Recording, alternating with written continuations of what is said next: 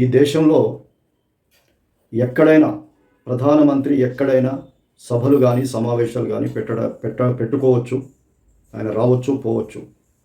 కానీ గతంలో ఒకసారి పంజాబ్లో కాంగ్రెస్ ప్రభుత్వం ఉన్నప్పుడు మోడీ అక్కడికి రాకుండా సకల ఆటంకాలు కలిగించారు.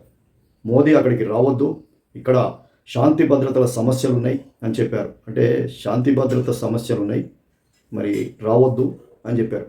అంటే అక్కడ ఎవరి అసమర్థత వల్ల శాంతి భద్రత సమస్యలు ఉన్నాయి? చివరికి అక్కడ మోడీ గారు ఒంటరిగా ఎలాంటి సెక్యూరిటీని ఆ రాష్ట్ర ప్రభుత్వం ఇవ్వకుండా ఒంటరిగా తను వెనుదిరగాల్సినటువంటి పరిస్థితి వచ్చింది. అంటే అక్కడ ప్రభుత్వం యొక్క అసమర్థత ఉంది. సేమ్ అలాగే ఇప్పుడున్న కాంగ్రెస్ పార్టీకి సంబంధించిన మిత్రపక్షం తమిళనాడులో స్టాలిన్ ప్రభుత్వం ఉంది. అక్కడ కూడా మోదీ గారి రోడ్ షో కోయంబత్తూరులో ఏర్పాటు చేయడం జరిగింది.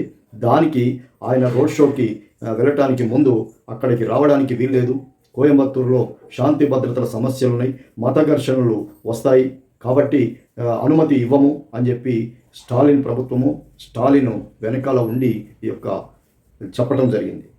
అంటే మోదీ గారు కాశ్మీర్కి వెళ్ళారు, కశ్మీర్లో కూడా రోడ్ షో చేశారు, కశ్మీర్లో కూడా జెండావిష్కరణ చేశారు, కశ్మీర్లో కూడా బహిరంగ సభలు పెట్టారు.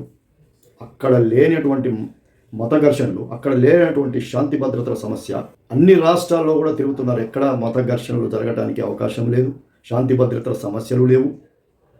కానీ నీ నీ నీ యొక్క రాష్ట్రంలోనే, నీ యొక్క కోయంబత్తూరులోనే మోదీ గారు వస్తున్నారు అన్నప్పుడే శాంతి భద్రతలు ఎందుకు గుర్తొస్తున్నాయి? అంటే ఈ అసమర్థత ఎవరిది? అంటే పరిపాలన అనేది సరిగ్గా లేదు, ఘర్షణలు చెలరేగే అవకాశం ఉంది. అంటే నీ చేయి జారిపోయింది, నీ చేతిలో అసలు ప్రభుత్వమే లేదు.